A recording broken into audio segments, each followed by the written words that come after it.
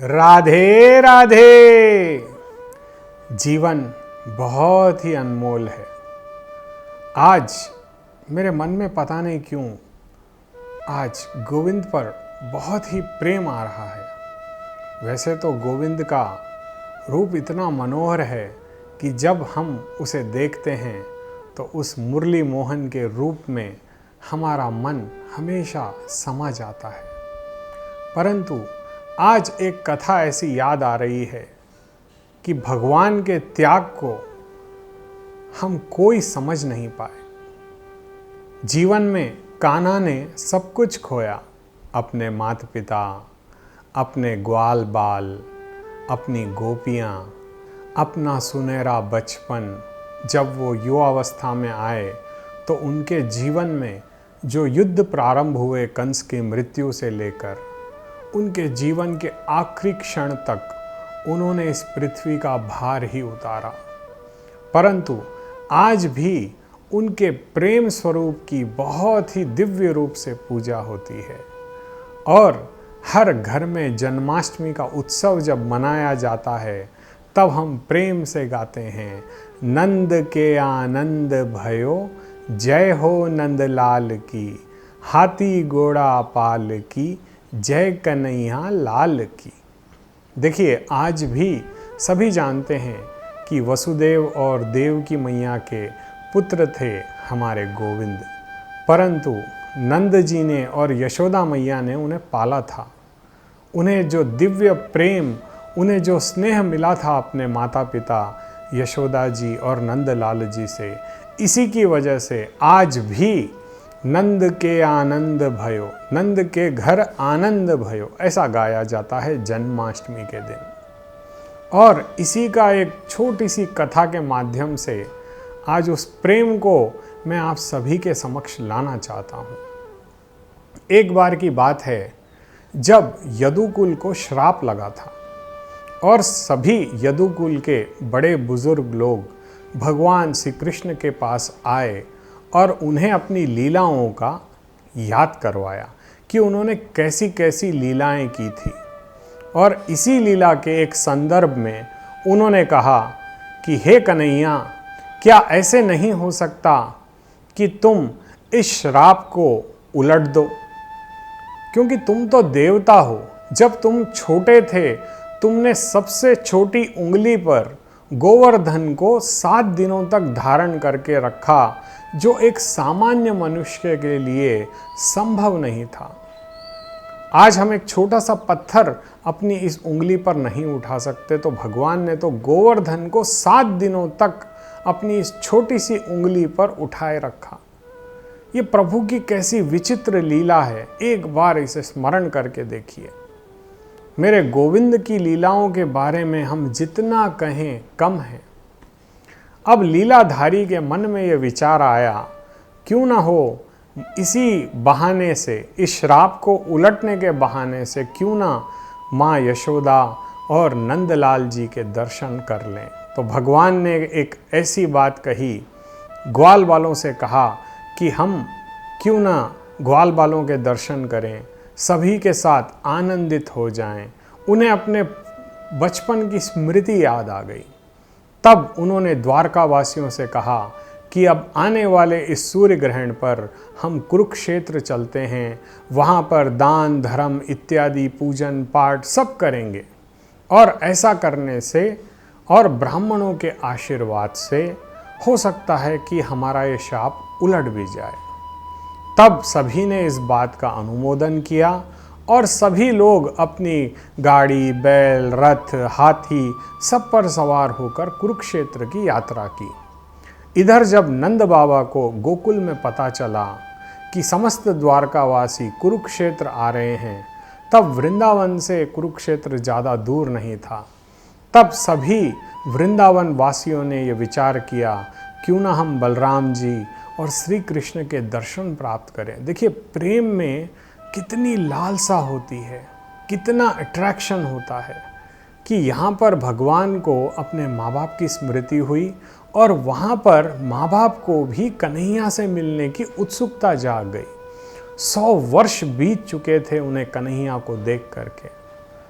और उसी की याद में माँ यशोदा के नेत्र रोते रोते उनको दिखना कम हो गया था। देखिए माँ का प्रेम कितना अतुल्य होता है। माँ के प्रेम के बराबर इस संसार में हमें कोई प्रेम नहीं दे सकता। अब जब ये सारे लोग कुरुक्षेत्र पहुंच गए, वहाँ पर उस समय सप्तऋषि और समस्त ऋषिगण, अदृश्य रूप से देवतागण उस क्षेत्र में पधार गए। अब सूर्य ग्रहण का समय था और यहाँ पर भगवान गोविंद ध्यान में लग्न थे और वहाँ पर समस्त ऋषि, सप्त ऋषि लोग भगवान की स्तुति कर रहे हैं, तुलसी अर्चन कर रहे हैं, पूजन हो रहा है। इतनी देर में एक द्वारपाल आकर के भगवान श्री कृष्ण से कहता है कि द्वार पर नंद बाबा और यशोदा मैया आए हैं। जैसे ही कन्हैया ने सुना कि नंद बाबा और यशोदा मैया आए हैं, वो अपनी सारी सुध बुध खो बैठे और तत्काल अपनी माँ के दर्शन के लिए चले गए। अब आप सोचिए, माँ से मिलने की जो लालसा थी परमात्मा में, क्या आज के हमारे इस वातावरण में कोई बच्चा उतना ही प्रेम अपने माता पिता से कर रहा है? आज ये एक बहुत बड़ा सोचनीय विषय हमारे लिए बन गया है। आज हमारी संतान को हम सारी सुख सुविधाएं दे रहे हैं, प्रेम दे रहे हैं, परंतु होता क्या है, जैसा ही वो बच्चा बड़ा होता है वो अपने माता पिता के त्यागों को भूल जाता है, वो उनके प्रेम को भूल जाता है, वो उनके वात्सल्य स्नेह को भूल जाता है और इस माया में उलझ जाता है। तब उसे उसकी पत्नी, उसके बच्चे ही उसे अपना परिवार लगते हैं। वो अपने माता पिता के स्नेह को भुला बैठता है। आज के युग में ऐसा प्राय देखा जाता है। कितने माता पिताओं से हम मिलते हैं जिनके पास अपार धन है, परंतु उनके घर में सुख शांति नहीं है। संतान है तो वो सिर्फ पैसा कमाने में लगी है, 2 घड़ी बैठ करके माता पिता से स्नेह तक नहीं करती है। और यही उदाहरण भगवान ने इस कथा के माध्यम से दिया। जैसे ही उन्होंने माँ यशोदा को देखा, वो तुरंत पहुँच गए माँ यशोदा के पास और उनके चरणों में लेट गए। साष्टांग दंडवत प्रणाम किया भगवान ने अपनी माता को और अपने आंसुओं से माता के चरण धोए और माता से कहा कि हे माँ, मुझे क्षमा करना, मैं इस नगरी में भटक गया, मैं तुम्हारे दर्शन करने नहीं आ पाया, मैं अपने काम काज में व्यस्त हो गया। तो देखिए, माँ तो करुणामयी होती है। माँ जिसे हम अपने शरीर की, बोलते हैं ना, आप अपने शरीर के चमड़ी से अपना एक जूता भी यदि तैयार करके अपने माता पिता को पिना देंगे तो भी आप उनके ऋण से अऋण नहीं हो सकते। माता पिता का इतना ऋण एक व्यक्ति पर होता है, स्पेशली माँ का तो बहुत ऋण होता है।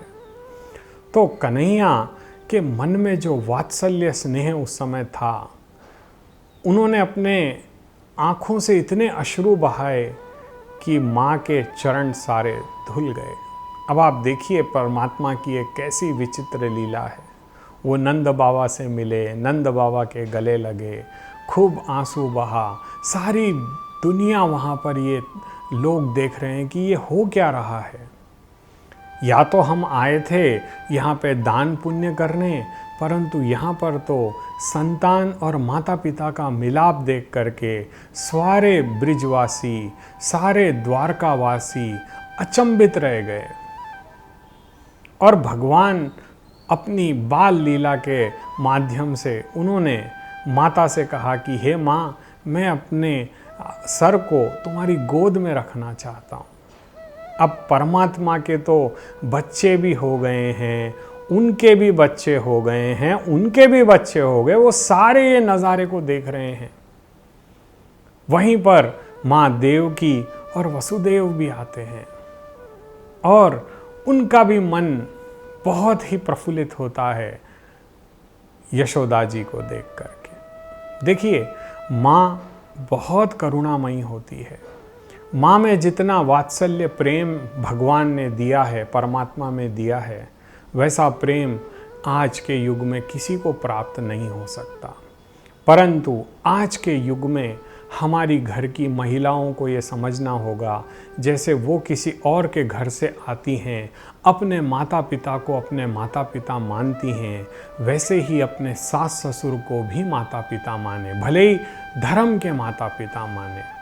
आज के युग में हमारे हिंदू समाज का ये सबसे बड़ी विडंबना है कि हम अपने माता पिता से अलग हो रहे हैं, विलग हो रहे हैं। छोटी छोटी बातों पर हम तनावग्रस्त हो जाते हैं। हमें परमात्मा से, परमात्मा की कथाओं से ये सीखना होगा कि प्रभु का प्रेम, माँ का प्रेम कितना अनमोल होता है। आज जिस घर में 2-3 लड़के हैं, वहाँ पे उन माता पिता की बड़ी ही दीन अवस्था होती है। क्यों? क्योंकि उनके घर में संतानों में प्रेम समाप्त हो जाता है। तब माता पिता को कौन रखेगा? ये बड़ी समस्या हो जाती है। एक माता पिता 10 बच्चों को पाल सकते हैं, परंतु एक बच्चा अपने माता पिता का ध्यान नहीं रख सकता। आज के युग में हमारे लिए प्रॉपर्टी इम्पॉर्टेंट हो गई है। हमें माँ बाप से वसीयत में क्या मिल रहा है, उस स्वार्थ के चलते हम माता पिता की सेवा यदि करते हैं तो हमारी संतति हमसे क्या सीखेगी? कल के दिन वो भी यही अपेक्षा करेंगे कि ये जब अपने माता पिता के साथ ऐसा व्यवहार करते हैं तो हमें अपने माता के पिता के साथ भी फ्यूचर में ऐसा ही व्यवहार करना होगा, क्योंकि वो हम ही से तो शिक्षा प्राप्त कर रहे हैं। परमात्मा श्री कृष्ण यही हम सब लोगों को भागवत से समझाना चाहते हैं। देखिए, हमारे पुराणों में, हमारे जितने 18 पुराण हैं, यदि आप एक एक पुराण का यदि श्रवण करते हैं तो आपको जीवन जीने का आधार इन पुराणों से ही प्राप्त होगा। जीवन में पुराणों का अध्ययन परम आवश्यक है, और इसे यदि हम अपने जीवन में लाते हैं तो हमारा जीवन पुनीत हो सकता है, आनंदित हो सकता है। माँ यशोदा से जब कन्हैया मिले तो सुबक सुबक कर रोने लगे। उन्हें अपने बाल्यावस्था की सारी घटनाएं याद आने लगी। देखिए, माँ बहुत ही करुणामयी होती है, इसका प्रेम अनंत होता है, परंतु हम संतानों में ही आज के युग में कोई ना कोई दोष होता है, जहाँ हम समझ बैठते हैं कि वो बड़े भाई से ज़्यादा प्रेम करती है, छोटे भाई से ज़्यादा प्रेम करती है। ऐसे हम प्रेम को भी डिवाइड कर देते हैं। परमात्मा ने ये दिव्य रूप से बताया है कि प्रेम की कोई परिभाषा नहीं होती, इसमें नाप तोल नहीं होता, केवल भाव होते हैं। आज के युग में भावनात्मक हमें होना पड़ेगा, हमें अपने परिवार को संगठित करना होगा। यदि हमारे संतान, अगर हम उन्हें अच्छी शिक्षा नहीं दे पाएंगे तो आने वाले समय वो दिन दूर नहीं है जब सारे वृद्धाश्रम अनाथ आश्रम की तरह भरे पड़े मिलेंगे। आज के इस कलयुग में ऐसा हो रहा है और ये बहुत ही बुरा हो रहा है। ऐसा नहीं होना चाहिए। हमें अपने माता पिता से प्रेम करना चाहिए, उनकी दौलत, उनकी संपत्ति के लिए नहीं। यदि आपकी भी संतान आपसे दिखावे का प्रेम करे और आपके बुढ़ापे में यदि आपको वो घर से बाहर निकाल दे, तो एक बार विचार करके देखिए, क्या आपके पास करोड़ों की यदि दौलत भी हो जाए और आपको अपने माता पिता का, अपने बच्चों का सुख ना मिले, परिवार का यदि सुख ना मिले, तो वो दौलत किस काम की? तो ये दौलत किस काम की? हमें इस बात को समझना होगा। और भगवान श्री कृष्ण जैसे दिव्य प्रेम अपने माता पिता से करते थे, हमें भी अपने माता पिता को सम्मान देना चाहिए।